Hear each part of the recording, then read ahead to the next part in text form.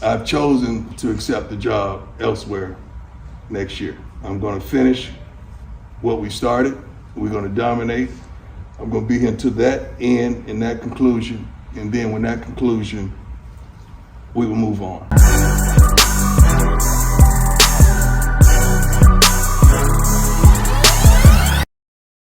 After spending 3 years building up the Jackson State football program and by proxy, Jackson State University, Deion Sanders has decided to move on to greener pastures, to the University of Colorado, becoming the first black coach to move on from an HBCU to a Power 5 conference team. My man. In the process, earning a 20-fold increase in salary. He went from making $300,000 a year to approximately $6 million. Now, before I get started, I want to give a shout out to Brother O'Shea Duke Jackson. Some of the points that I'm going to bring up in this video, he's already highlighted in 2 others. So I'm going to reiterate his points as well as add in a couple of additional points. So yeah, black folks are mad at Deion for leveling up, but they've labeled him a traitor and a sellout. All over social media, you will find people leaving nasty comments, questioning his character, integrity, race loyalty, and overall intent. They're acting like he stole something because he sought out a better opportunity for himself, his family, and his staff. But what I'd like to know is, why can't they acknowledge the good that he's done, instead of chastising him for leaving? Jackson State's football program was dead, non-existent. Nobody cared or was talking about it. Coach Sanders brought them to a place of prominence. He gave up half of his salary to improve their facilities, brought in 4- and 5-star recruits, which led to them getting broadcast deals on television, generated $185 million in revenue for the university, again while taking a pay cut. And he also applied pressure to NFL scouts to come and watch their pro day for all of those players that were moving on to the NFL. He even mowed the lawn of their practice facility. So while the federal government was reneging on a promise that they made to increase funding to HBCUs, Deion Sanders was bringing in alternative sources of revenue. He took nothing, gave everything he could, and made good on a promise that the government didn't keep. But still, that wasn't enough. And the thing that bothers me most about all the hate he's receiving is that Deion didn't have to do any of this. He was living the sweet life as a retired NFL player. He was living off of his investments, endorsements, and NFL pension money, working part-time as an analyst for the NFL Network, while volunteering as a coach for his son's high school football team. He was living a stress-free life. And again, he didn't have to do any of it, because Deion Sanders went to Florida State. He's not a Jackson State University or HBCU alumni.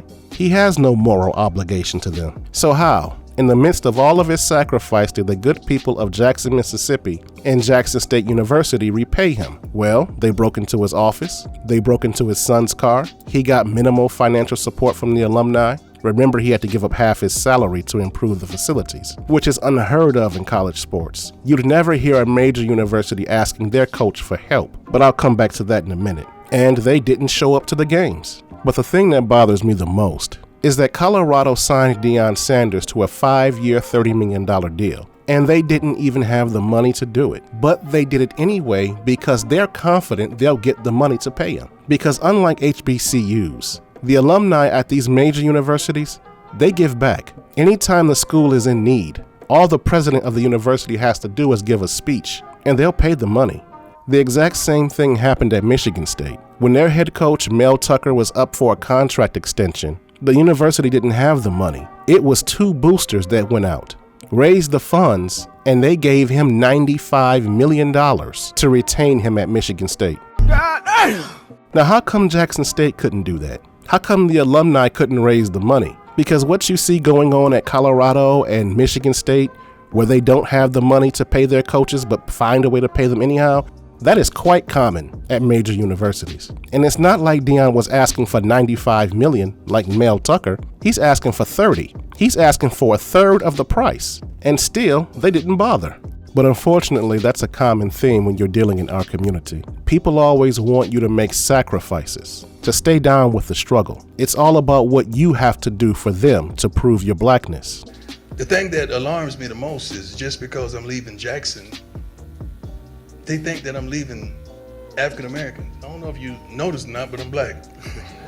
And it doesn't matter what you've done in the past. You always have to do more while they do nothing. Like I said earlier, they don't want to acknowledge all the good things that he's done for them over the past 3 years. They skip over the undefeated season, the TV exposure, the $200 million revenue while taking a pay cut. Black folks just expect you to keep doing a thankless job for an indefinite amount of time. And that brings me to the subject matter of the video. This is why prominent black men don't like to give back, because what you give is never enough. Black people are the only people that expect you to do for them while they do nothing for themselves. To reiterate what I said earlier, everything that Deion did for them, they didn't or could not do for themselves. And as for my last point, to all the haters that thought Deion should have stayed at Jackson State University, how many of you all have actually graduated or at least attended an HBCU? As for me personally, I attended Morris Brown College before transferring, so I know what it's like. I had an amazing experience there, one that I will forever cherish. But I'm also aware of the complications that come with attending an HBCU. And how many of you Deion Sanders critics live in the hood? You know, where the dangerous crime happens, because that's where Jackson State is located. You know, a dead body was found there recently on campus while Deion was coaching there. And you also have to remember, it wasn't just him who moved to Jackson, Mississippi. He brought his wife and his 3 kids with him. And as for my third question, how many of you have or would reject a substantial increase in pay to stay with a black-owned company? A black-owned company in a dangerous neighborhood. A black-owned company in a dangerous neighborhood where your work was not respected, similar to the way that Brother Deion's work wasn't respected, because that's what you're asking him to do by staying at Jackson State. Consider all of those before labeling him a sellout. But Layman, didn't you oppose Deion Sanders going to Colorado initially yourself? Yes, I did, but only because I thought there was an opportunity for a better offer. I thought Auburn would come knocking, and maybe in a couple of years, Texas or Texas A&M would show interest. And I'm still not certain that Colorado is the best offer he could have gotten, but it was the only offer that was available. And what they were promising him was far better than what Jackson State was. So I don't begrudge the man for moving on. He's doing what's best for his career, he's doing what's best for his family, but more importantly, he left Jackson State in better condition than what he found it. So I wish the brother well in all of his endeavors. I hope he succeeds at Colorado. So if you like this video, please give it a like and leave a comment in the comments section and share the link on your social media platforms. And if you are new to my channel, please subscribe and turn on that notification bell.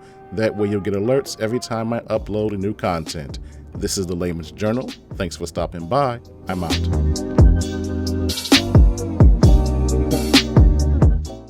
Congratulations on making it to the end of my video.